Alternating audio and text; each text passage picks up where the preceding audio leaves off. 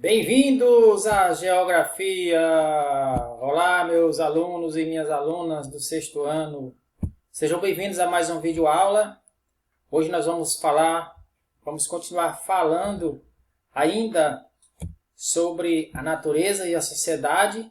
Nós temos falado bastante sobre a natureza e a sociedade e vamos continuar ainda para que a gente possa aprender mais um pouco desse módulo que está chegando ao final. Não se preocupem porque está chegando ao final o módulo 3. Eu sou Raimundo Cruz, professor de Geografia, e mais uma vez nós vamos falar aqui da natureza e a sociedade. Nós falamos na última aula das transformações de larga escala e que podem terminar com os recursos da natureza. As transformações feitas pelo homem e por outros meios e outros fatores, elas podem acabar com alguns recursos da natureza. Nós citamos o caso da água, o recurso hídrico, a água, e que pode estar chegando ao final daqui mais alguns anos, não sabemos, depende da demanda que vai ocorrer daqui para frente. Mas a água, por exemplo, é um recurso hídrico vital para o ser humano. Eu dizia na última aula que sem água não existiria vida sobre a Terra, sobre o planeta. Por quê? Porque a água é um recurso vital para o ser humano, é indispensável para o ser humano. Você não pode ficar muito tempo sem ingerir água, líquido de modo geral, mas estamos falando da água nesse momento, certo? É também um fator determinante para o desenvolvimento de diversas sociedades. Ou seja, diversas sociedades elas se desenvolveram ao longo dos tempos dependendo da água, de onde estava esse recurso em maior quantidade. Tá certo? Então, dependendo desse recurso em maior quantidade, esse recurso hídrico, a água, as sociedades se desenvolveram mais ou menos, Onde tinha mais água, elas se desenvolveram mais.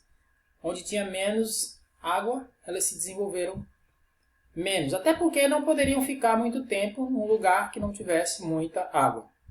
A água também, pessoal, é fundamental para a manutenção da vida, Como já dissemos aqui, sem água é impossível a gente sobreviver, ok? Isso nós falamos na última aula. Estamos recapitulando aqui. Pelo menos 3 slides dos que nós já falamos na aula passada, para que a gente possa fixar mais o conteúdo que nós deixamos na aula passada. Essa é a nossa aula de número 9, ok? E continuamos falando aqui da natureza e da sociedade também. A água também é muito importante em diversos setores econômicos. Nós dissemos já isso aqui na aula passada, que sem a água não haveria digamos assim, um crescimento na agricultura, principalmente a agricultura mecanizada, que ela se utiliza de um volume muito grande de água para poder produzir. A agricultura mecanizada. A agricultura, se não mecanizada, se ela não é mecanizada, mas ela tem que ser regada com água, E quando ela não é mecanizada, os produtores esperam o período chuvoso para poder produzir na agricultura. Então, a água é muito importante no que diz respeito à produção na agricultura. Na indústria, as pessoas que trabalham na indústria têxtil, só para a gente ter um exemplo aqui, clássico, A indústria têxtil, a indústria que fabrica as nossas roupas, as nossas confecções, as nossas blusas, as nossas calças, ela se utiliza de um volume muito grande de água para poder produzir ali os produtos, produzir a roupa, de modo geral, que nós já falamos.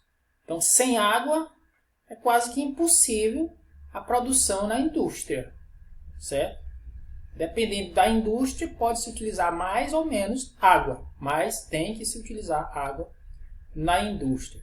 Imagina só, eu dizia na aula passada, imagina só se não existisse água.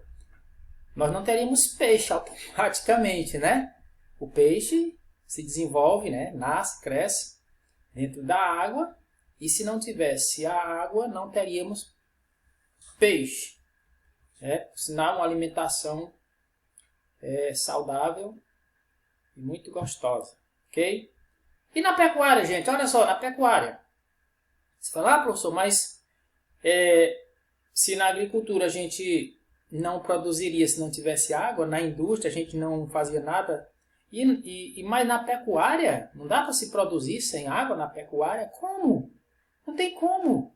Os animais precisam beber, né? Os animais precisam se alimentar de ração, de capim, de, sei lá, do que ele pode se alimentar. E junto com isso precisa-se de água. Por isso que eu disse no início da nossa videoaula hoje, que sem água seria impossível, né? Não teríamos, talvez, segundo o que nós pensamos, vida na Terra, né? No planeta Terra. E o turismo? Olha, os melhores, os lugares, eu não diria mais bonitos, mas alguns lugares muito bonitos, né? Geralmente são em torno dos oceanos, dos mares, dos rios. Tem lugares bonitos também nas montanhas, né? Nos desertos, mas a maioria deles são em torno dos oceanos, dos mares, dos rios, dos lagos, né? Das lagoas. São lugares muito bonitos. Então, se não tivesse esses lugares, né, que são tomados por água, não teria também esse turismo que nós estamos falando aqui, né? Turismo em volta dos oceanos, em volta dos mares, em volta das lagoas, dos lagos, dos rios e etc. E nos transportes, né? Os transportes. Ah, mas transporte, a água é vital para os transportes? Que isso, professor? Sim. A maior parte dos rios do Brasil, eles são vias de transporte. As famosas hidrovias, né? Nós temos cerca de 41 mil quilômetros de hidrovias no Brasil. E as hidrovias são esses transportes feitos através dos mares, dos oceanos, dos rios, das lagoas. Esse transporte é feito, né, dependendo da quantidade de água que existe, né, em um determinado lugar. Ok? Beleza? Então esses aí são muito importantes, né? Esses itens aí são muito importantes no setor econômico por conta da existência da água. Gente, a água é um recurso hídrico essencial na geração de eletricidade. Olha só, as nossas barragens, né? As nossas hidrelétricas, elas produzem a energia, né, através da água, da força das águas dos rios, né? Os rios de planaltos, eles produzem, né, no seu curso, né, o ser humano, né, nós desenvolvemos técnicas, né, na questão das usinas, né, hidrelétricas para poder gerar energia. Então, essa energia ela é gerada através da força da água nas famosas usinas hidrelétricas, ok? O Brasil, em 2016, ocupou a terceira posição na produção de energia hidrelétrica no mundo. Olha só, ele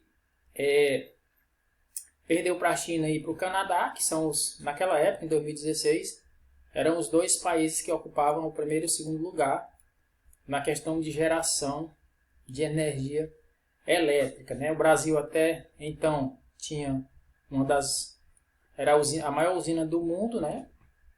Itaipu. E depois, enfim, foi construída uma nova hidrelétrica no mundo, né? A usina hidrelétrica de Três Gargantas, lá na China, e passou a ser a maior hidrelétrica do mundo, ok? Mas o Brasil ocupou em 2016 terceiro lugar na geração de energia elétrica no mundo. Fator que destaca o Brasil no cenário mundial na produção de energia. Qual é o fator que destacou o Brasil, que destaca ainda no cenário nacional, né, na produção de energia? A grande quantidade de rios de planaltos. Olha só, acabei de falar que as usinas hidrelétricas elas são construídas nos rios de planaltos. Que rios são esses? Rios que têm lugares, né, no seu curso, né, que podem ser instaladas usinas hidrelétricas por conta da força da água, que é que tem uma velocidade muito maior do que em determinados rios e planícies. Por exemplo, o Rio São Francisco, em alguns lugares do seu curso, tem cachoeiras que a água ela anda numa velocidade bem maior do que as águas do Rio Amazonas, por exemplo. O Rio Amazonas que está situado numa planície, né? E aí é considerado um rio de planície. Aí você pode perguntar assim, então nesse rio não é propício para se construir hidrelétrica? Sim, não é propício para se construir hidrelétrica. O Rio Amazonas e outros rios que são considerados rios de planícies. Os rios adequados para se construir hidrelétricas são os rios de planaltos, né? Que tem cachoeiras, que tem lugares que a água passa com uma velocidade bem maior do que em outros. E isso, gente, a importância dos recursos hídricos para a agricultura, isso torna o Brasil um dos maiores produtores mundiais de gêneros agrícolas. Isso porque depende desse recurso hídrico muito importante que é a água. Veja a importância da água, né? Até na geração de energia elétrica, né? Essa energia que nós estamos consumindo agora, né? Está sendo gerada nesse momento em uma hidrelétrica, né? Seja na de Boa Esperança, no nosso estado, né? E em outras que temos no Rio São Francisco, e por aí vai, ok? Destaque para a cana-de-açúcar no setor agropecuário, né? A soja, o milho, a mandioca, a laranja, arroz e outros produtos aí na área da agricultura que é destaque no Brasil, ok? Algumas áreas agrícolas estão próximas de rios, grandes áreas irrigadas. As grandes áreas irrigadas geralmente estão próximas de rios, porque utiliza-se ali a água desse rio ou desse lago, né, para se produzir na agricultura. Aí, gente, nós queríamos falar das hidrovias. Nós já falamos um pouquinho sobre as hidrovias, né, navegação pelos rios, mares e oceanos. Né, são as vias de transporte bastante vantajosas. Por que são vantajosas? Vantajosa não é o avião, não é o carro, o ônibus, sei lá, né? Não é isso que é mais vantajoso? Não. As vias de transporte hidroviárias, né, elas são muito mais vantajosas. Por quê? Porque transporta grande quantidade de passageiros ou mercadorias. Né? Vejam um navio, quanto ele não leva de mercadoria de um país para outro. Seria a quantidade que um navio leva, seria necessário muitas carretas, muitos caminhões, né, para levar essa mesma carga. E um só navio leva, ok? E também na questão do transporte de seres humanos, né, e de outros animais também, de, sei lá, carga de modo geral. Então, essa é uma via de transporte bastante vantajosa por conta disso, ok? Grande contribuição no escoamento da produção para a exportação, né, para levar de um país para outro, já falei. O Brasil tem mais de 41 mil quilômetros de hidrovias também no seu território, já falei isso aqui também. Número considerado baixo, observando a extensa rede hidrográfica disponível. Nós temos muitos rios no Brasil e muitos rios de planície, por isso é considerado baixo esse número aí de 41 mil quilômetros quadrados. Deveria ser mais, ok? Beleza? Então, gente, olha só, nós queremos destacar aqui, ainda agora, dizer para vocês que nós temos falado sobre a natureza e a sociedade, e nós estamos, como disse bem no início da aula, quase concluindo esse módulo, ok? Então, na nossa próxima aula, nós vamos já estar terminando esse módulo e já passando para um novo módulo, que é o quarto módulo e o último, não é, do nosso livro. E aí já está acabando o ano, né? Já vamos para a sexta avaliação, já tem a sétima e a oitava aí engatilhada, e aí já concluímos o ano letivo. Ok, gente? Muito obrigado. Tudo de bom para vocês, fiquem com Deus e até a próxima.